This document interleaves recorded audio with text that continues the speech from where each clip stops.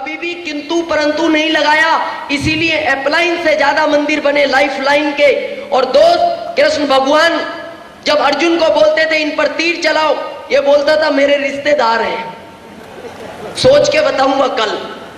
किंतु परंतु बहुत लगाया, एक भी मंदिर इस दुनिया में नहीं बना, एक भी नहीं बना।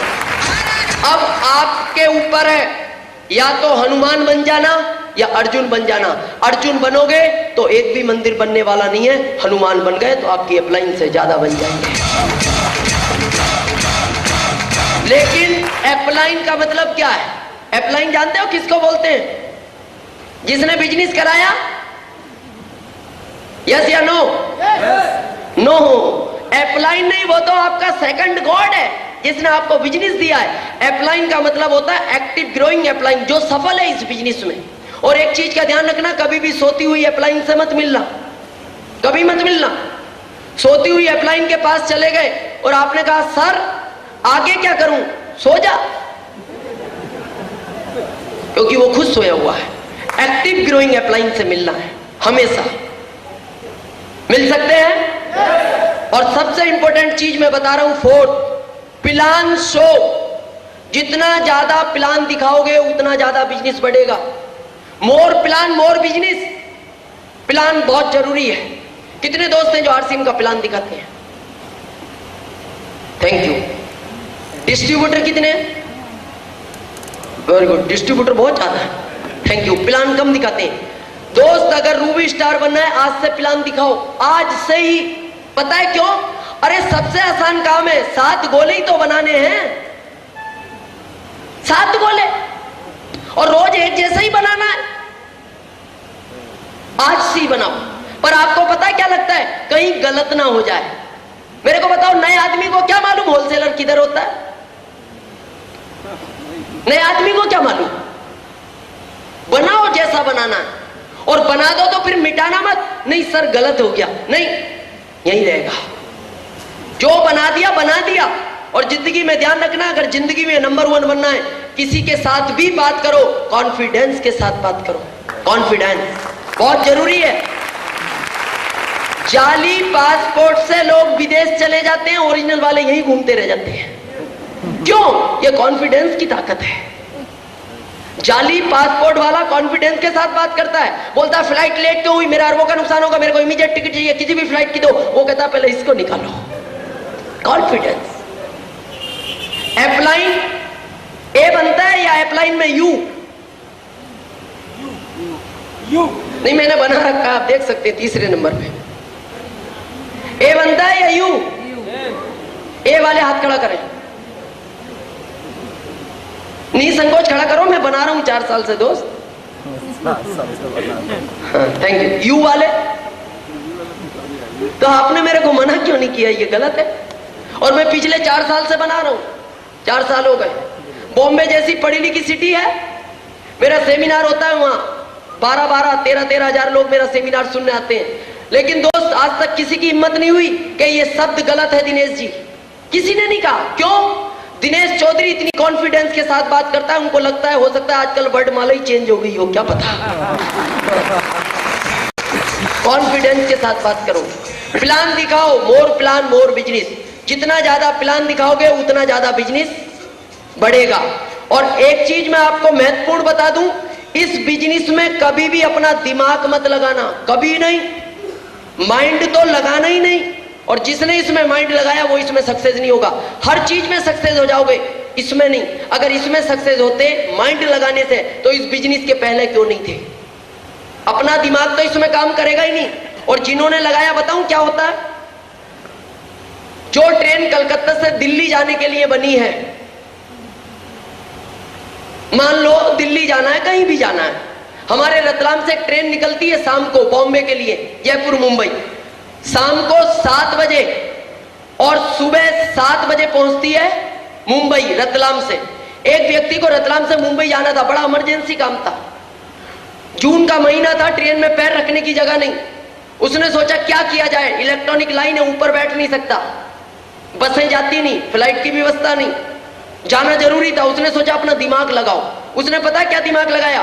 प्लेटफार्म पे घूम रहा था बड़ा परेशान, एक डब्बे के पास गया जो डब्बा खचाखच भरा हुआ था और झांक के बोलता सांप सांप सांप सांप सांप। और जैसे ही सांप का नाम हुआ डब्बे वाले बाहर, क्योंकि सांप से हर आदमी डरता है। डब्बा खाली। उसने कहा देखो अपना दिमाग काम आ गया, अब आराम से सोएंगे और सुबह बॉम्बे उठेंगे। चादर लेके सो गया।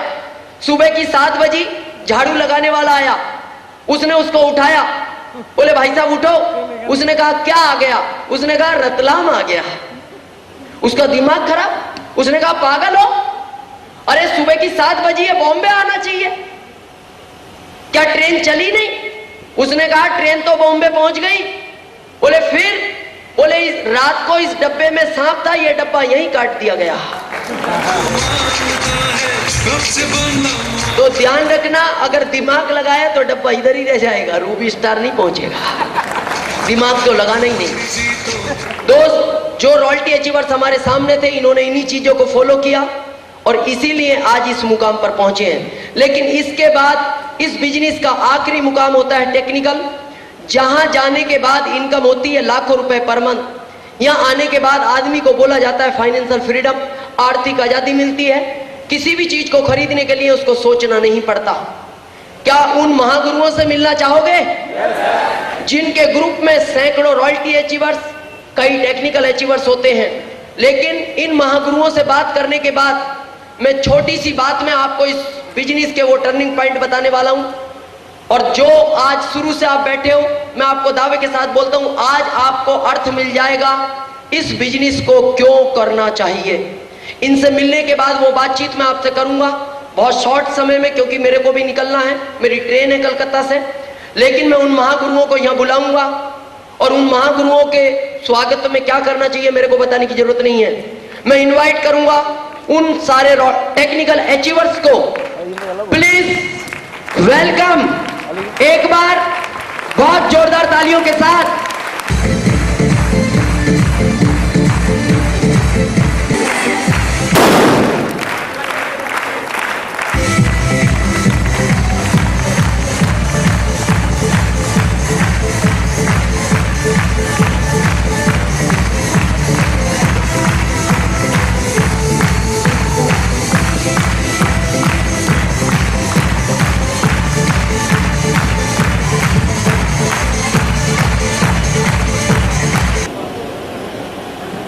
आज हमारे बीच ये वो सारे महागुरु हैं जिन्होंने आज कई हजार लोगों को ये एजुकेशन दी है कि इस बिजनेस के अंदर कैसे लखपति, कैसे करोड़पति बना जाता है। क्या इन महागुरुओं से मेरी इनकम? और शॉर्ट में एक मैसेज, लेकिन इनसे मिलने के बाद जो मेरी बात की स्पीच होगी, मैं दावे के साथ बोलता हूं दोस्त, आप आरसीएम बिजनेस करना या ना करना, लेकिन आपकी जिंदगी में एक बहुत बड़ा परिवर्तन आएगा, एक बहुत बड़ा टर्निंग पॉइंट आएगा। इसी क्रम में मैं इनको 1 to 1 बात करा रहा हूं। लेकिन आज हमारे बीच सबके सीनियर, सब में ज्यादा एज में, जिनका आज भारत के कई कोनों में इंतजार किया जाता है। मैं भी टुंडला गया था कल, पता लगा सर का वहाँ प्रोग्राम है, बहुत सारे लोग इनकी मीटिंगों के लिए इंतजार करते हैं और वो आज हमारे बीच में हैं, जो दुर्गापुर से आए हैं। और एक बार जोरदार तालियों के बीच मैं माइक्रोफोन उन्हीं को दे रहा हूँ। छोटा एक कहानी के साथ आपको एक मैसेज देने जा रहा हूं, जिसको कहा जाता है टारगेट। इस बिजनेस में टारगेट बहुत बड़ा चीज है। जो आदमी, जो डिस्ट्रीब्यूटर इस टारगेट को सही तरह से काम कर सकता है टारगेट में, उसको रूबी स्टार होना ही है, होना ही है, होना ही है। तो मैं बहुत शॉर्ट से एक कहानी सुना रहा हूँ। कहानी है, एक रास्ते से हाईवे से एक ट्रक जा रहा था। ट्रक के ऊपर कुछ पोल लोड किए हुए थे। ट्रक भगते रहा, कुत्ता भी साथ पीछे पीछे भगते रहा। एक कुत्ता को देख के बहुत सारे कुत्ता भी भागने चालू किया उस कुत्ते के पीछे। इस तरह से एक शहर से दूसरे शहर, दूसरे शहर से तीसरे शहर जाने लगा। तो तीसरे शहर में जब गया तो उस जगह पर एक कुत्ता ने सोचा क्या बात है, सारे कुत्ता दौड़ रहे एक कुत्ते के पीछे में, इस गाड़ी के पीछे में, रहस्य क्या है? तो कुत्ता ने सारे कुत्ते को पूछने लगा तो क्यों भाग रहे हो? तो कुत्ता ने कहता है वो लोग भागता है, मैं भी भाग रहा हूं। इस तरह भगते जब पूछते पूछते पूछते पूछते सामने वाला जो कुत्ता है उसका पास गया। उसी समय वो ट्रक वहां पर रुक गई, ट्रक से पोल अनलोड होने लगा, उतारने लगा। कुत्ता ने अपने पैर उठा के पेशाब कर दिया। This is the target. उस कुत्ता का टारगेट था जहां पर पोल उतरेंगे वहां पर वो पेशाब करेंगे। आपका भी टारगेट होना है, हमको रूबी स्टार होना है, रूबी स्टार होना है, तब तक नहीं रुकना है, तब तक नहीं रुकना है। तो मैं बोल चुका हूं मेरा इनकम क्या है, इनकम करने का तो बात नहीं है। आज तो मैं जो चाहता हूं वही करता हूं। मेरा तो एक इंडिका गाड़ी है जिसको लेके मैं यहाँ पर आया हूँ और सारे बंगला में हम घूमता हूँ उसी गाड़ी से। और इस साल मैंने 75,000 इनकम टैक्स पे किए हैं सारे ये करके। तो friends thank you. Thank you. अभी हमारे बीच टारगेट की उन्होंने बात की। टारगेट होना जिंदगी में बहुत जरूरी है और इसी क्रम में अगले नेक्स्ट टेक्निकल अचीवर्स मैं माइक्रोफोन उन्हीं को दे रहा हूं, आपकी जोरदार तालियों के बीच। Thank you.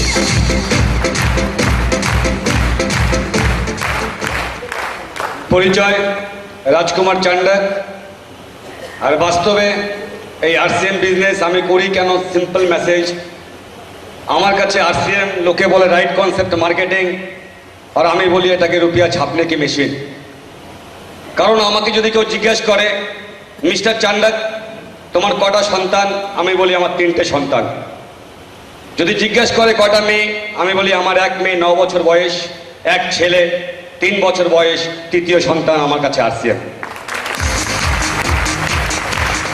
কারণ আমি খুব ভালোভাবে জানি সময় আসবে আমার মেয়ের বিয়ে হবে, ও অন্যের বাড়িতে চলে যাবে। এটাও ভালোভাবে জানি আমার ছেলেরও বিয়ে হবে, জানি না কেমন বৌমা নিয়ে আসবে, এসে হয়তো বলবে আমার ছেলেকে চলো এই বুড়ো বুড়ি সেবা করতে পারবো না। কিন্তু সেদিনকে এই সন্তান বলবে বুড়ো বয়সে সাথী রইলাম আমি, তোমায় আমি ছাড়ব, তোমায় আমি ছাড়ব। আর বাস্তবে এটাও সত্যি কথা, আমার ছেলে সেদিনকে যাওয়ার আগে একবার না হাজার হাজার বার চিন্তা করবে আমি আমার বাবাকে ছেড়ে যাব, তার কাছে তো রুপিয়া ছাপনে কি মেশিন আছে, সেও আমাকে ছেড়ে যেতে পারবে। আর এই ব্যবসার সাকসেসের একটা ছোট্ট নমুনা বলবো কি করলে সাকসেস হতে পারে।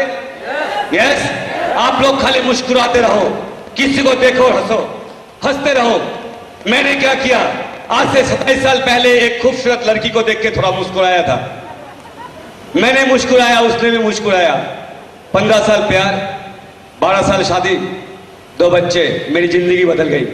आप भी किसी को देख के मुस्कुरा दो, वो भी आरसीएम में जुड़ जाएगा, वो भी रॉयल्टी अचीवर बन जाएगा, वो भी टेक्निकल अचीवर बन जाएगा, आप भी रूबी स्टार बन जाओगे, आप भी रूबी स्टार बन जाओगे।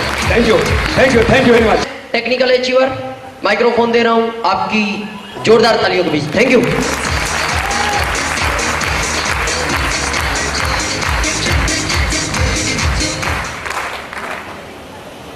নমস্কার, নাম শম্ভু দেবনাথ, বাড়ি উত্তর 24 পরগনার একটা ছোট্ট গ্রাম ঘোষপুর।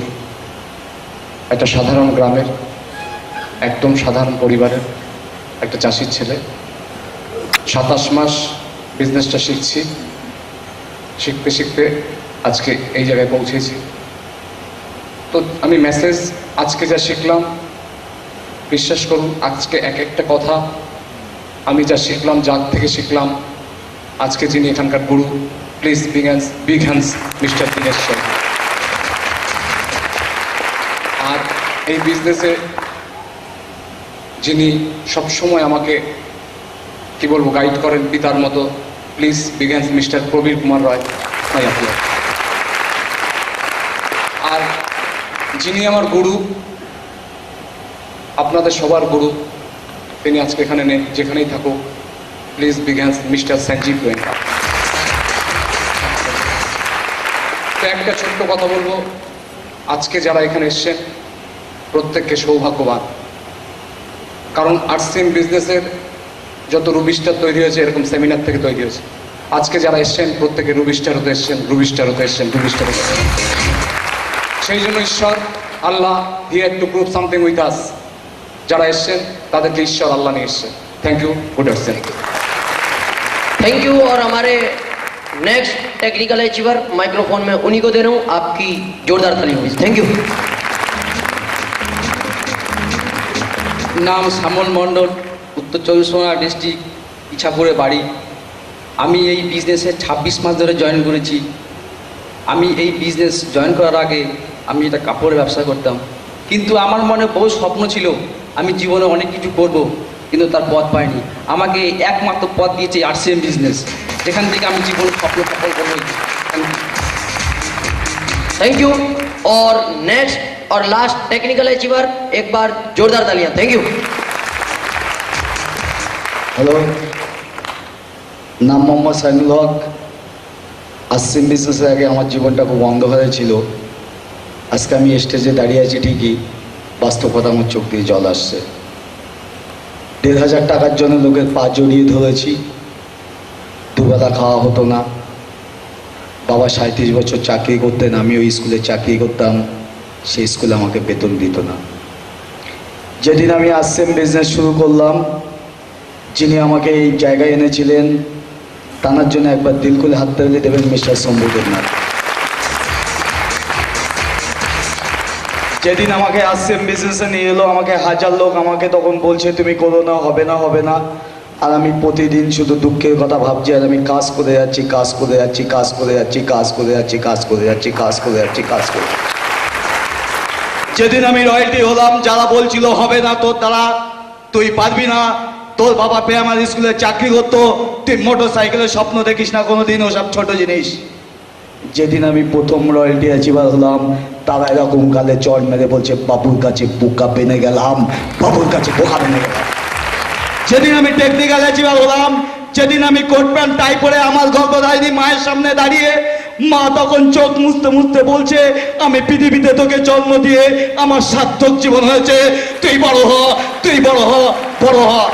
আরসিএম বিজনেস আমার সাকসেসের একটাই উদ্দেশ্য, টাকা কামানো নয়, একটাই মাত্র উদ্দেশ্য, যে মা আমাকে পৃথিবীতে ধরে এনেছেন, যে মা আমাকে জন্ম দিয়েছেন, সেই মার নামটা সারা ভারতবর্ষ নয় সারা পৃথিবীতে পৌঁছে যাবে, ওই বাবুর মা। এইটাই আমার মূল উদ্দেশ্য। টোটাল ইনকাম করেছি আরসিএম বিজনেস থেকে 1.5 টাকা 2 টাকার জন্য লোকের হাতে হাতে হাতে পাত ধরেছি। টোটাল ইনকাম থেকে আরসিএম বিজনেস থেকে ইনকাম করেছি নেই নেই করে 9 লক্ষ টাকা এই আরসিএম বিজনেস থেকে। সকলকে নমস্কার। দীনেশ চৌধুরীজির আমি একটা মিটিং শুনেছিলাম সুরাটে, সেকেন্ড আমি দীনেশজির মিটিংটা নিলাম। জীবনে আরসিএম বিজনেসে 100 কাছাকাছির মিটিং শুনেছি, সেই রাজস্থান, সেই বিহার, সেই পুরী, সেই পবিত্র দুর্গাপুর। কিন্তু আজ 28 মাসে আমার জীবনে অনেক কিছু পেলাম, যেদিন আমি দীনেশজিকে কোনো দিন শোধ করতে পারবো না। আমার পরিবার দীনেশজির কাছে ঋণী হয়ে গেল। দীনেশজির জন্য একবার জোরদার হাততালি সকলে দেবেন। এই বলে আমি আলোচনা শেষ করে দিলাম। Thank you. एक बार इन महागुरुओं के लिए प्लीज जोरदार तालियां। Thank you.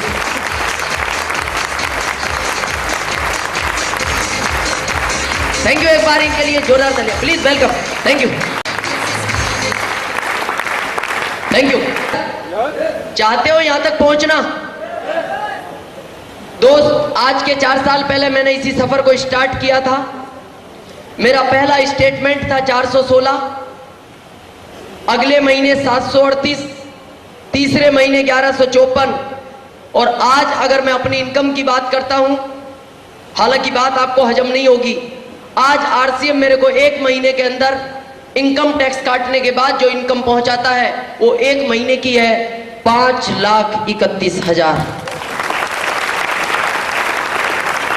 और इसी महीने मेरे को गर्व है इस बात का, मैं आपको इसलिए ये इनकम नहीं बता रहा कि आप मेरी इनकम को देखकर प्रभावित होना, नो। मैं आपको चेक इसलिए नहीं बता रहा कि मेरी इनकम को देखकर आप बिजनेस करना, नो।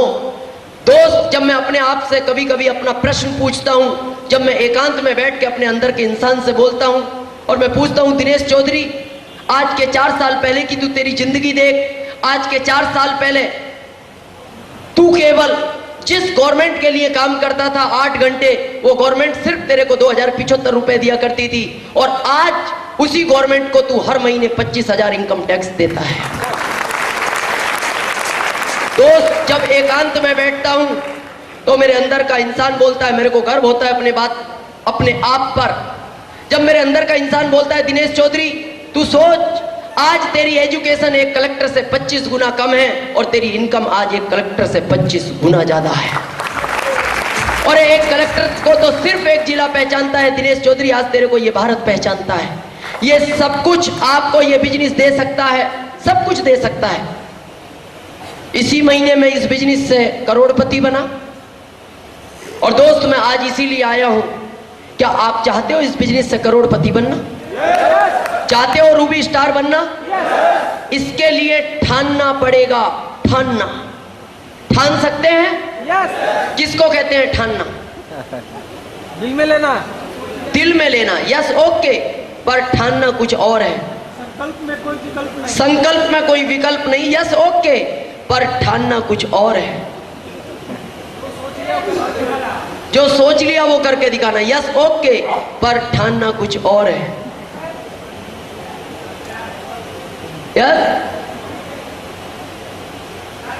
टारगेट, यस, ओके, पर ठानना कुछ और है। मैं आपको बताता हूं किसको कहते हैं ठानना। एक 45 किलो के व्यक्ति ने इस देश को राजनीतिक आजादी दिलाई, कौन थे? महात्मा गांधी जी। कैसे दिला दी? सोचो आप, जिस समय एक अंग्रेज ने उनको ट्रेन से फेंक दिया था, भला करे भगवान उस अंग्रेज का जिन्होंने उनको ट्रेन से फेंक दिया। उस समय प्लेटफार्म पर पड़े हुए गांधी जी ने अपने मन में यह ठान लिया था कि तूने मेरे को ट्रेन से फेंका है, एक दिन मैं तेरे को हिंदुस्तान से फेंक दूंगा।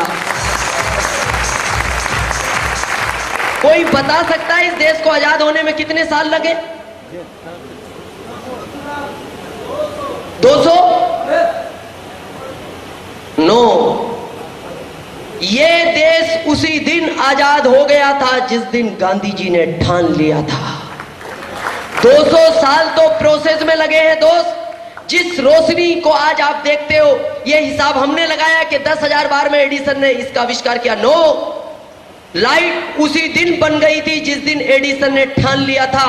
10,000 बार प्रोसेस में लगे हैं, और आज उस भगवान को साक्षी मानकर आप यहां से ठान के जाना कि मेरे को रूबी स्टार बनना है। 2 साल प्रोसेस में लगेंगे, रूबी स्टार आज ही बनोगे, आज ही बनोगे। मैंने ठाना था एमपी का पहला रॉयल्टी अचीवर्स बनना है, मैं बना। मैंने ठाना था एमपी का पहला टेक्निकल अचीवर्स बनना है, मैं बना। मैंने ठाना था एमपी का पहला रूबी स्टार बनना है, मैं बना। और मैंने ठाना था एमपी का पहला करोड़पति बनना है, मैं बना। ठानना पड़ता है। बहुत सारे लोग बोलते हैं, दिनेश चौधरी तुम इतने सफल कैसे हो गए? दोस्त, अंदर एक आग जल रही थी। किसी भी चीज को पाने के लिए एक बर्निंग डिजायर चाहिए, जलती हुई आग, स्ट्रॉन्ग बर्निंग डिजायर। आपको पता है मजनू को लैला मिली, क्यों? आप और हमको तो नहीं मिली। क्यों? क्योंकि मजनू ने ठाना था और हमने नहीं ठाना। मजनू ने कहा समाज विरोध करे नो प्रॉब्लम, घर वाले विरोध करे नो प्रॉब्लम, देश विरोध करे नो प्रॉब्लम, मेरे को लैला चाहिए। उसको मिल गई, स्ट्रॉन्ग बर्निंग डिजायर थी, हमें नहीं मिली। हमें तो जो चाहिए थी वो भी नहीं मिली, वो भी किसी और को ही मिल गई। क्यों? क्योंकि हमारे अंदर स्ट्रॉन्ग बर्निंग डिजायर नहीं थी उसको पाने की। स्ट्रॉन्ग बर्निंग डिजायर चाहिए, वो आपके साथ है, वो आपके साथ है। आज यहां से स्ट्रॉन्ग एक ठान के जाना, ठान सकते हैं? यस।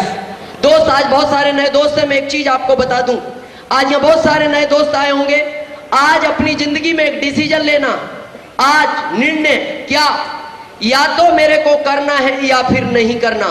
आपका दिल बोलता है करना है, आपका दिमाग बोलता है करना है तो करना है, फिर दुनिया भी मना करे तो रुकना मत। और आपका दिमाग बोलता है और आपका दिल बोलता है नहीं करना, दुनिया भी कहे तो फिर कभी करना मत। डिसीजन आपका होना चाहिए। डॉक्टर बनना हो, डिसीजन किसका होना चाहिए? अपना। और मिलो किससे?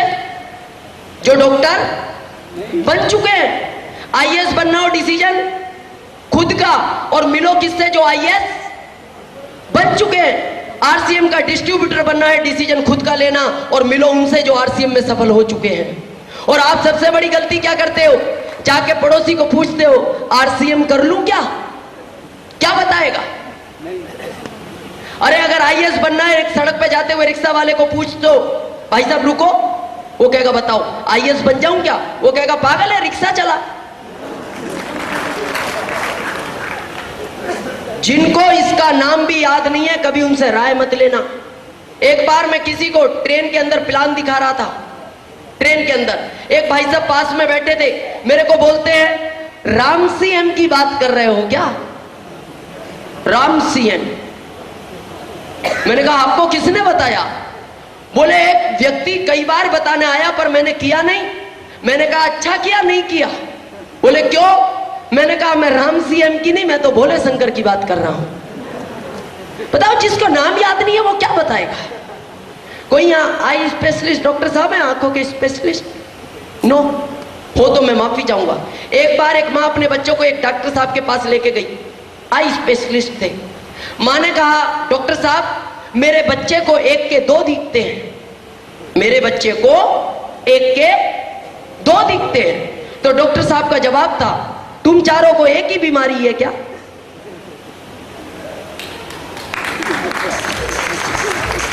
क्योंकि उनको दो के चार दिखते थे। मेरे को बताओ उस बच्चे का इलाज उनसे करवाओ, क्या बच्चा ठीक हो सकता है? सोचो आप किससे पूछते हो बिजनेस के बारे में? दोस्त उनसे पूछना जो इसमें सफल हुए हैं। डिसीजन लो। सेकंड चीज विश्वास। विश्वास करना पड़ेगा। मार्केट में कोई टैबलेट आती है क्या विश्वास की? टैबलेट आती है क्या? 5 खाओ विश्वास ही विश्वास? नहीं आती। कहां से लाओगे इसको? कहां मिलेगा ये? जिंदगी में ध्यान रखना विश्वास 3 चीज से होता है, सुनने से, सेकंड देखने से और थर्ड करने से। अभी मेरी बात का विश्वास ना हो मत करना, नो प्रॉब्लम। और सुनो, आपके यहाँ 12 नवंबर को बहुत बड़ा फंक्शन है इंडिया लेवल का। सुनो, पूरे भारत के सक्सेसफुल लोग आएंगे। फिर भी विश्वास ना हो तो फिर देखने से होगा। कंपनी देखो, कंपनी के मालिक को देखो, फिर भी विश्वास ना हो तो दोस्त करना पड़ेगा। आज यहां आए हो विश्वास था। आज मैं पहली बार कलकत्ता आया हूं, मेरे को विश्वास था। मेरी सुबह दिल्ली से फ्लाइट थी, मेरे को विश्वास था मैं कलकत्ता पहुंचूंगा। विश्वास करना पड़ता है। एक बार की घटना बताऊं, एक एयर क्रैश हुआ, 250 लोग थे, मर गए सारे के सारे। बहुत बड़ा दुर्घटना विमान, सारे लोग मर चुके थे, लेकिन उसमें कोई पालतू बंदर को सफर करा रहा था। डॉक्टर जब वहां पहुंचे उन्होंने सोचा ये प्लेन टकराया किस कारण से, उसका पता नहीं लग रहा था क्योंकि रडार की पकड़ के बाहर था। डॉक्टरों ने सोचा अगर ये बंदर पालतू है इसको बचा लिया जाए तो हो सकता है ये हमें कुछ जानकारी दे। बंदर को बचा लिया गया, उसका इलाज हुआ, बंदर स्वस्थ हो गया। बंदर को इशारे में पूछा गया जिस समय ये प्लेन टकराया यात्री क्या कर रहे थे? बंदर ने इशारा किया, क्या कर रहे थे? खाना खा रहे थे। बोले जिस समय ये प्लेन टकराया इसके हॉस्टेस देखभाल वाले लोग क्या कर रहे थे? बंदर ने कहा वो भी खाना खा रहे थे। बोले जिस समय ये प्लेन टकराया इसका पायलट क्या कर रहा था? बोले वो भी खाना खा रहा था। बोले जिस समय ये प्लेन टकराया उस समय तुम क्या कर रहे थे? बोले मैं चला रहा था और इसीलिए टकरा गया। लेकिन बताओ यात्रियों को क्या विश्वास था कौन चला रहा है? पायलट। इसीलिए बैठ गए। और रास्ते में उनको बैठते समय कोई ये कह देता कि भैया बीच में बंदर भी चलाएगा, बैठता एक भी? नो। ईमानदारी से बताओ ट्रेन में सफर करते हो, कितने लोग हैं जो डब्बे के बैठने के पहले इंजन को झांक के देखते हैं इसको कौन चला रहा है? बताओ, कभी देखा आपने? नहीं जरूरी है उस इंजन में आदमी हो? नहीं ऊं भी तो हो सकता है, क्यों नहीं चेक किया आज तक आपने? मान लेते हैं आदमी भी हो, क्या आपका दोस्त है? क्या आपका रिश्तेदार है? हो सकता है आपका दुश्मन भी हो। अरे दोस्त, कभी ध्यान से सोचना, एक अनजान व्यक्ति को अपनी जिंदगी हाथ में दे देते हो, कोई गारंटी है वो छोड़ दे? दुश्मन में तो टकरा भी सकता है। अरे जब एक आदमी को अपनी जिंदगी दे देते हो विश्वास पर, और जिस बिजनेस से आपकी जिंदगी बदलने वाली है, फिर उस पर विश्वास क्यों नहीं करते? करना पड़ेगा, करना पड़ेगा। पता है ट्रेन में विश्वास क्यों है? 1000 लोग बैठे हैं, आपको पता है जहां ये पहुंचेंगे वहां मैं भी पहुंचूंगा, इनका विश्वास है। तो दोस्त, अगर 1000 लोगों पे अपनी जिंदगी का विश्वास है, तो इसमें तो 50 लाख से ज्यादा लोग चल रहे हैं, जहां ये पहुंचेंगे फिर वहां आप भी पहुंचोगे। विश्वास करना पड़ेगा। तीसरी चीज धैर्य, पैशंस। धैर्य बहुत जरूरी है, पैशंस बहुत जरूरी है। लेकिन नए लोग क्या करते हैं? फार्म भरते भरते, सर चेक कब आएगा? फार्म भरते भरते चेक चाहिए। फार्म भरने से कभी चेक नहीं आता। पैशंस रखो। इस दुनिया में कोई भी रातों रात लखपति नहीं बना, ना हम बने ना आप बने, सबको समय लगा है। ना टाटा बिरला मोदी बने, समय लगता है। पैशंस रखो। और चौथी चीज लक्ष्य। मैं इस पे कई बार बात करता हूं। आपने सुना है हर आदमी किसके पीछे भागता है? लक्ष्मी, पैसा। आप सब पढ़े हुए दोस्त यहां बैठे हो, आपने अपने जीवन में पढ़ा होगा लक्ष्मी का संधि विच्छेद होता है लक्ष्य प्लस मी इक्वल टू लक्ष्मी। यानी मी माने मेरा, लक्ष्य माने टारगेट। अरे पहले आप अपना टारगेट तो बनाओ। बगैर टारगेट के कभी भी लक्ष्मी नहीं मिलती, और हमारा टारगेट होता ही नहीं। हम दौड़ रहे हैं दिन रात, दिन रात दौड़ रहे हैं। किसी से पूछो सर्विस क्यों कर रहे हो? सब कर रहे हैं ना, इसलिए मैं भी कर रहा हूं। बिजनेस क्यों कर रहे हो? सब कर रहे हैं ना। कहां पहुंचोगे? जहां ये पहुंचोगे। नो, कुछ नहीं हो सकता। आपका अपना टारगेट होना चाहिए। मैं एक छोटी सी लक्ष्य के ऊपर बात करता हूं आपको। टारगेट। एक बार दो दोस्त स्टेशन पे पहुंचे। एक ने कहा भूख लग रही थी, बोले नाश्ता कर लें। दूसरा बोला ट्रेन आने वाली है। एक ने कहा आधा घंटा बाद आएगी। उसने कहा कर लो, ट्रेन आ गई। उसने कहा आधा घंटा रुकेगी। वो नाश्ता करने लगे, ध्यान नहीं दिया, ट्रेन चल पड़ी। जब ट्रेन की स्पीड 30 हो गई तो कुली ने आवाज लगाई, अरे भैया तुम्हारी ट्रेन निकल गई। दोनों दौड़े, दौड़ते गए दौड़ते गए दौड़ते गए दौड़ते गए। जब प्लेटफार्म का लास्ट कोना आया, एक तो लटक गया, एक चढ़ गया और एक रह गया। और जो रह गया वो इतना हंसा, हंसते हंसते पागल। सारे लोग इकट्ठे हो गए, बोले इसकी ट्रेन निकल गई। एक दोस्त चला गया और ये हंस रहा है। उससे पूछा भैया हंस क्यों रहे हो? वो बोलता है वो तो बैठाने आया था, जाना मेरे को था। और आज हम भी दिन रात दौड़ रहे हैं, हमें नहीं पता कि हमें बैठना है या बैठाना है। दिन रात भाग रहे हैं। टारगेट डिसाइड करो क्या चाहिए। और दोस्त, ये बिजनेस क्या क्या दे सकता है, क्या क्या दे सकता है। बात पैसे की नहीं है, बहुत पैसा है इस सिस्टम के अंदर। मनी अनलिमिटेड है, अनलिमिटेड। मैं आपको बताऊं मैं इस बिजनेस में क्यों आया, मेरा टारगेट बताऊं क्या? दोस्त, मेरा अपना एक संकल्प था कि 5 साल तक दिनेश चौधरी बिजनेस करूंगा अपने लिए, 5 साल बाद करूंगा इस देश के लिए। और मेरा अपना टारगेट था 1 साल और पूरा होना बाकी है। 1 साल के बाद आरसीएम मेरे को जितना भी चेक देगा, जितना भी चेक देगा, हर महीने आधा चेक मैं इस देश के लिए डोनेट करूंगा। ये मेरा शुरू से संकल्प था। अगर 18 लाख का देगा तो 9 लाख दूंगा। उस महीने, अगले महीने 15 का आया 7.5 लाख दूंगा, 20 का आया 10 लाख दूंगा। जितना भी देगा आधा डोनेट करूंगा। ये मेरा शुरू से संकल्प था अपना।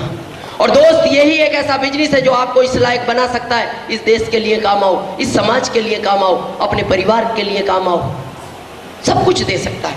मनी बहुत है, रिलेशन, पहचान मिलती है आपको। कितने दोस्त हैं जो मेरे को आरसीएम के पहले पहचानते थे? यहाँ कोई हाथ उठाएगा? आरसीएम के पहले? नो। और आज मेरे को हिंदुस्तान में 50 लाख लोग पहचानते हैं इस आरसीएम के थ्रू। 50 लाख। पहले मैं पहली बार आया हूं, फिर भी मेरे को यहाँ बहुत सारे लोग जानते होंगे आरसीएम से। इतना रिलेशन मिलता है, रिकॉग्निशन। आपको एक लीडर के रूप में एक्सेप्ट किया जाता है। हजारों लोग आपकी बात सुनने को तैयार होते हैं। क्यों? उनको पता है ये जो भी बोल रहा है हमारे घर में कुछ देने के लिए बोल रहा है। और दोस्त, हर आत्मा का दर्द है मैं बोलूं और लोग सुने। आपको पता है जर्मनी के अंदर लोग डॉक्टरों को फ्री की फीस देते हैं रिकॉग्निशन के चक्कर में। एक पेशेंट गया, डॉक्टर साहब को बोलता है ये 100 रुपए लो फीस के। डॉक्टर साहब ने कहा बताओ कैसे आए। उसने कहानी सुनाई। डॉक्टर साहब 10 दिन पहले सर दुखा, 9 दिन पहले ये हाथ दुखा, 8 दिन पहले ये दुखा, 7 दिन पहले पैर दुखने लगे, 6 दिन पहले सर्दी हो गई, 5 दिन पहले छींक आई, 2 दिन पहले बुखार आ गया, 1 दिन पहले हड़कल हो गई। डॉक्टर साहब ने 45 मिनट तक कहानी सुनाई। उसने 45 मिनट। डॉक्टर साहब ने कहा चेक करो, रिपोर्ट में लिखा हुआ आया ओके तुम बिल्कुल ठीक हो। उसने कहा ये तो मैं जानता हूं। डॉक्टर साहब ने कहा तुम जानते हो? बोले हाँ। बोले फिर तुम मेरे पास आए क्यों और 100 रुपए क्यों दिए? तो वो बोलता है डॉक्टर साहब घर वाले तो 5 मिनट सुनने को तैयार नहीं, तुमने 45 मिनट तो सुना। और दोस्त वो आत्मा का दर्द यहां पूरा हो सकता है, यहां पूरा हो सकता है। रिकॉग्निशन मिलती है, पर्सनालिटी डेवलपमेंट करता है, आदमी को इंसान बना देता है ये बिजनेस। इंसान, आदमी तो बहुत मिलेंगे दुनिया में आपको, इंसान नहीं मिलेंगे। कितने लोग हैं जिनके घर आरसीएम से खुशियां आई हैं? पैसा नहीं, खुशी। जहां परिवार खुश है आज।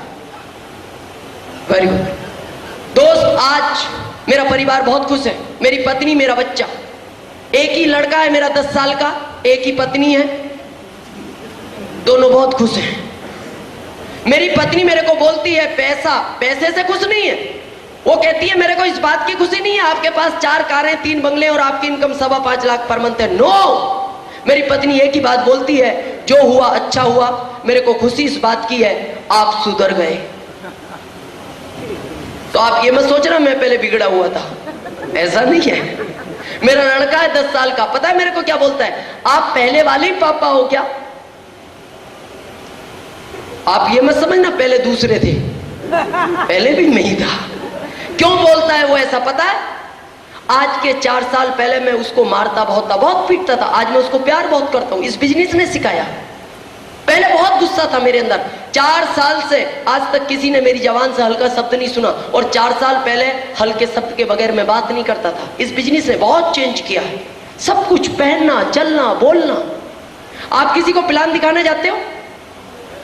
जाते हो? मेरे से अच्छा समझाओ, 5 घंटे समझाओ, और सुनने के बाद वो कहते अभी कुछ भी समझ में नहीं आया। गुस्सा नहीं आता? आता है? इच्छा तो ऐसी होती है इसको कहीं एक तरफ कोने में ले चलो और उधर पूछेंगे क्या समझ में नहीं आया। होती है। पर आप गुस्सा करते नहीं करते, क्योंकि आपको पता है बिजनेस ही सहनशीलता का है। आप पता है गुस्से के अंदर भी अपने चेहरे पे हंसी लाने की कोशिश करते हो। इसको क्या अच्छा सर अभी नहीं समझे क्या है? मेरी अप्लायंस से मिलाऊंगा सर, वो बहुत अच्छा, मैं कल आता हूँ सर। ओके कोई बात नहीं। बताओ, बार बार हंसी लाने की कोशिश करते हो, आदत पड़ जाएगी, और आदत पड़ जाएगी तो अपने परिवार में भी हमेशा हंस के बात करोगे। सब कुछ चेंज हो सकता है। टेंशन फ्री लाइफ स्टाइल कुछ लगा हुआ? नो। किसी बिजनेसमैन को मिलो टेंशन में, ग्राहकी मंदी चल रही है, ग्राहक ही नहीं आ रहे, उधारी में पैसा डूब गया, लेकिन यह टेंशन फ्री। और दोस्त, जिन शब्दों से मैं सबसे ज्यादा प्रभावित हुआ, और यही मैं आपको बता रहा हूं, आपके ये बिजनेस समझ में आ जाएगा। सबसे ज्यादा इस बिजनेस से मेरे को प्रभावित किया दुआ। हजारों लोगों की दुआएं आपको मिलती है। क्यों? आप हजारों लोगों के घरों में पैसा पहुंचाने के माध्यम बनते हो। बहुत सारे लोगों के घरों में पैसा पहुंचाने के माध्यम बनते हो। मैं सफर करता हूं पूरे भारत में, ज्यादातर मैं कार से घूमता हूं। मेरी दोस्त, आप विश्वास नहीं करोगे, आज मैं जिंदा हूं। मेरी कार 1-1 इंच बची है, कई बार 1-1 इंच, कभी ट्रक से कभी बस से। और आज अगर मैं जिंदा हूं तो सिर्फ मैं इस बात से जिंदा हूं क्योंकि आज 5 लाख लोगों की दुआएं मेरे साथ हैं। इनकी दुआओं ने आज मेरे को जिंदा रख रखा है, सिर्फ इस वजह से। और दोस्त, सबसे बड़ी चीज इस बिजनेस में मिलती है सुरक्षा, सिक्योरिटी। कार में कितने व्हील होते हैं? कार में 4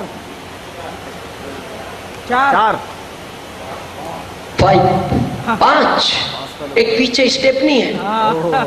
आप बताओ वो स्टेपनी क्यों है? चाहता तो कार का मालिक नहीं रखता, क्यों रखी है? वो उस कार की सुरक्षा है। कभी वो कार पंचर हो जाए तो स्टेपनी लगा के आप अपने परिवार को सुरक्षित पहुंचा सको। मेरे को एक चीज बताओ, दिन रात दौड़ते हो यूं, दिन रात किसके लिए? पत्नी, मासूम बच्चे, बूढ़े माँ बाप। आपने कभी सोचा है आपके बाद इनकी कोई स्टेपनी है? अरे दिन रात दौड़ते हो, कहीं कुछ भी हो सकता है दोस्त। ये बात मेरे को कहनी अच्छी नहीं लगती, मेरे शरीर का एक एक रोम खड़ा हो जाता है, मैं इस बात को कहना नहीं चाहता। आज एक व्यक्ति सुबह अपनी पत्नी, अपने बच्चे और माँ बाप से मिलकर निकलता है और दोस्त पता लगता है रात को घर नहीं आया, वो किसी एक्सीडेंट में मारा गया। सोचो आप, कभी नहीं सोचा हमने। अरे बम ब्लास्ट हो जाते हैं, हजारों लोग, 2 ट्रेनें आपस में टकरा जाती है, हजारों लोग इस दुनिया से चले जाते हैं। अभी बॉम्बे बम ब्लास्ट हुआ, दोस्त उन मासूम बच्चों से पूछना जिनके माँ बाप उस हादसे में मारे गए, उन माँ बाप से पूछना जिनका सिर्फ एक लड़का था, इकलौता था, जान से प्यारा था, वो उस हादसे में मारा गया। उस विधवा औरत से मिलो जिसका पति घर वापस नहीं आया। मैं आपको गारंटी के साथ बोलता हूं, अमर कोई नहीं है, जाना सबको है। लेकिन आज हम इस दुनिया से इस बिजनेस को करने के बाद गए तो हमारे परिवार को इस बात का दुख तो होगा कि आज हम इस दुनिया में नहीं हैं। लेकिन पता है क्या होगा? आज आपके घर में किसी ने दीपक जलाया और आपने हजारों दीपक जलाए, क्या आपके दीपक की लो कम हो गई? अरे रोशनी बढ़ गई। दोस्त मैंने आज 5 लाख जलाए हैं, क्या मेरे दीपक की लो कम हो गई? रोशनी बढ़ गई और मैं जब तक जिंदा हूं मैं जलाऊंगा, जब तक जिंदा हूं जलाऊंगा। और दोस्त भगवान गलती से ऐसा किसी के साथ ना करे, किसी आंधी और तूफान के कारण ये दीपक बुझ भी गया तो ये जलाए हुए लाखों दीपक कभी आपके घर में अंधेरा नहीं होने देंगे, कभी अंधेरा नहीं होने देंगे। आपने कभी इस बात को गंभीरता से नहीं लिया। आज आप यहां आए हो, सोचो आप, जो पत्नी घर है, जो माँ बाप आपके घर है, जो बच्चे घर हैं, आपके एक एक सेकंड का इंतजार करते हैं वो वापस लौटने का। आपकी पत्नी एक एक क्षण का इंतजार करती है आपके वापस लौटने का। आपके माँ बाप एक एक पल का इंतजार करते हैं आपके वापस लौटने का। दोस्त मेरे बच्चे को पता है मैं 18 तारीख को रतलाम पहुंचूंगा, मेरी पत्नी को पता है मैं 18 तारीख को रतलाम पहुंचूंगा। लेकिन आज मेरा बच्चा सुबह मेरे को 6 बजे फोन करता है, रोज करता है। वो मेरे को एक ही बात बोलता है, पापा आप घर कब आ रहे हो? मैंने कहा बेटा तेरे को कोई तकलीफ है क्या? ड्राइवर है, कार है, तेरे को क्या? नहीं पापा मेरे को कुछ नहीं चाहिए, लेकिन आप घर कब आ रहे हो? दोस्त उसकी आवाज मेरे दिल के अंदर जाती है, मैं पहचानता हूं उसकी आवाज का दर्द। वो एक एक सेकंड इंतजार करता है वो मेरे घर वापस आने का। मेरी पत्नी रोज रात को 9 बजे मेरे को फोन करती है, बोले आप ट्रेन में संभल के जाना, आप प्लेन में संभल के जाना। उनको पता है मैं 4 साल से दौड़ रहा हूं, मैं नादान नहीं, बच्चा नहीं हूं, मैं अनजान नहीं हूं, लेकिन फिर भी उनको इंतजार है मेरे घर वापस लौटने का। लेकिन दोस्त कभी भी हमने इस चीज को गंभीरता से नहीं लिया, कभी नहीं लिया। मैं आपको ये नहीं कहूंगा आप बिजनेस करो, नो। लेकिन दोस्त मेरी एक चीज को ध्यान से सुनना, कभी भी रात को 1 बजे आपकी आंख खुलती है पानी पीने के लिए, एक बार इस पत्नी के बारे में सोचना जो दूसरे का परिवार छोड़ के आपके पास आई है। इसने अपने माँ बाप को छोड़ के हमारे माँ बाप को अपना माँ बाप माना। इन मासूम बच्चों के बारे में सोचना जिनको जन्म दिया है आपने, क्या जन्म देना ही हमारा अधिकार है? एक बच्चे को स्कूल छोड़ने जाते हो ना सुबह उंगली पकड़वा के, और एक बच्चा कार से उतरता है, उस समय आप अपने बच्चे का चेहरा देखना, आपके बच्चे का चेहरा उतर जाता है, उसके अंदर की आत्मा रोती है। वो हमसे बोल नहीं पाता क्योंकि उसको पता है मेरे पापा की हैसियत कार लेने की नहीं है, लेकिन उसका दिल रोता है। उसकी कभी भी हमने भावनाओं को नहीं समझा। और दोस्त वो कार वाला बच्चा उसको अंदर जाने के बाद बोलता है क्या तेरे पापा के पास कार नहीं है? लेकिन हमारे बच्चे को हमारे से इतना बड़ा विश्वास है, वो बहुत गर्व के साथ बोलता है एक दिन मेरे पापा तेरे से भी लंबी कार लेकर बताएंगे, तेरे से भी लंबी कार लेकर बताएंगे। दोस्त इन माँ बाप के बारे में सोचा है जिन्होंने जन्म दिया है हमें? आप जानते हो एक माँ जब अपने बच्चे को जन्म देती है उसको कितने डेसिबल का दर्द होता है? यहाँ कोई डॉक्टर साहब है क्या? कोई है?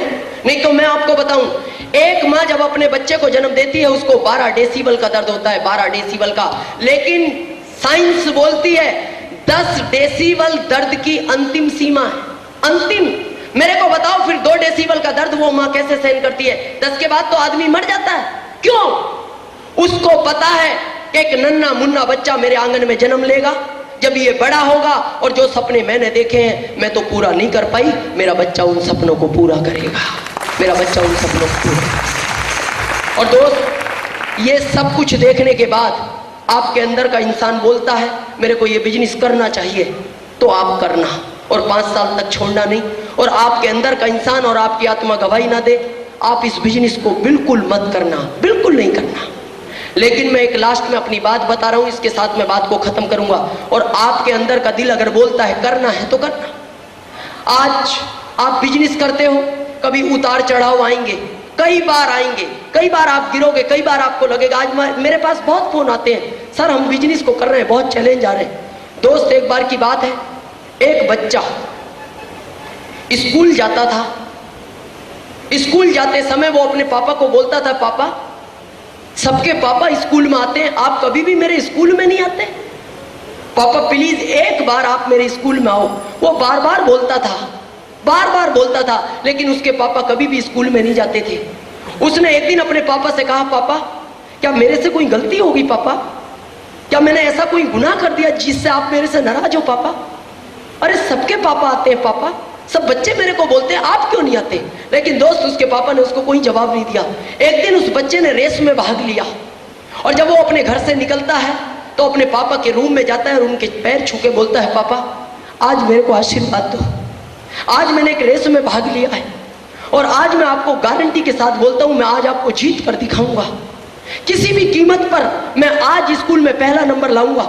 लेकिन पापा आज मेरे लिए एक बार आना, आज सबके पापा आएंगे पापा, आज आप मेरे लिए आना। दोस्त उसके पापा ने कोई जवाब नहीं दिया। वो बच्चा अपनी आंखों में आंसू लेकर स्कूल चला गया। जब रेस की तैयारी होती है, पहली सीटी बजती है, चारों तरफ उसकी निगाह गई, उसको सबके पापा नजर आए लेकिन उसके पापा उसको नजर नहीं आए। दूसरी सीटी बजी, उसको सबके पापा नजर आए लेकिन उसको उसके पापा नजर नहीं आए। जैसे ही तीसरी सीटी बजी और तैयारी थी रेस की, उसके पापा उसको नजर आए।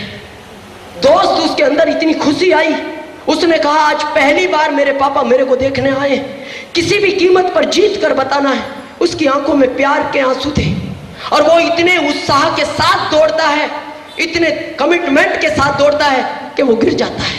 गिरते ही फिर उसको याद आता है आज पहली बार मेरे पापा मेरे को देखने आए हैं। वो दोबारा दौड़ता है, दोबारा गिर जाता है। फिर उसको याद आता है पहली बार मेरे पापा मेरे को देखने आए। तीसरी बार दौड़ता है, फिर गिर जाता है। 4 बार उठा, 4 बार गिरा। 5वीं बार उठा, फिर गिरा। 6ठी बार उठा, फिर गिरा। 7वीं बार उठा, फिर गिर गया। रेस खत्म हो चुकी थी, सारे बच्चे जा चुके थे। वो मैदान में अकेला खड़ा था, रो रहा था। उसने अपने आप से कहा कि अब मैं घर नहीं जाऊंगा, अब मैं घर नहीं जाऊंगा, अब मैं अपने पापा को क्या मुंह दिखाऊंगा। वो रो रहा था दोस्त। उसके पापा ने उसके कंधे पे हाथ रखा। उसने देखा अपने पापा को और अपने पापा के पैर छू के बोलता है, पापा आई एम सॉरी, आज मैं आपको जीत कर नहीं बता पाया, मेरे को इस बात का दुख है। आज मैंने सिर्फ आपको इसलिए बुलाया था कि आज मैं आपको जीत कर बता पाऊंगा। पापा आई एम सॉरी, कभी भी मेरे को माफ मत करना, मैं कभी भी घर नहीं वापस जाऊंगा और कभी भी आपके सामने नहीं आऊंगा। दोस्त उसके पापा ने उसको गले लगाया और बोलते हैं, बेटा कौन कहता है तू नहीं जीता? अरे ये बच्चे तो सिर्फ एक बार जीते हैं, तू 7 बार जीता है, तू 7 बार जीता है। दोस्त आज मैं पहली बार कलकत्ता आया हूं और मैं 6 महीने में एक स्टेशन पे जाता हूं। मैं आपको वादा करता हूं, अगर आप दौड़ने को तैयार हो, मेरे को 1 महीने में 6 बार भी आना पड़ा तो मैं आऊंगा। 1 महीने में 6 बार भी आना पड़ा तो आऊंगा। लेकिन अगर आज इस रेस में आपने दौड़ना शुरू किया है, जब भी गिरो याद करना अपने इस परिवार को, जब भी गिरो सोचना इस पत्नी के बारे में, जब भी आपको लगे मैं इस बिजनेस को नहीं कर पा रहा सोचना इन मासूम बच्चों के बारे में, जब भी आप गिरो, जब भी आपको लगे मैं थक चुका हूं सोचना इन माँ बाप के बारे में। जितनी बार भी आपको लगे इस परिवार को देखना और उतनी बार ही दौड़ना। जितनी बार गिरो उतनी बार ही दौड़ना। और मैं आपको ये वादा करता हूं, जो जितनी बार गिरकर उठेगा, जो जितनी बार गिरकर चलेगा, दोस्त कहानियां उसी की बनेंगी, हिंदुस्तान उसी को याद रखेगा, ये हिंदुस्तान उसी को याद रखेगा। आपने सुना, मैं आप आभारी हूं, बहुत बहुत थैंक यू, धन्यवाद। আগামী 17 তারিখ অশোকনগর শহীদ সদন মঞ্চে অল লিডার্স, আগামী 17 তারিখ রবিবার বিকেল 3টে থেকে অশোকনগর শহীদ সদন মঞ্চ এবং আগামীকাল কল্যাণী 7 নম্বরে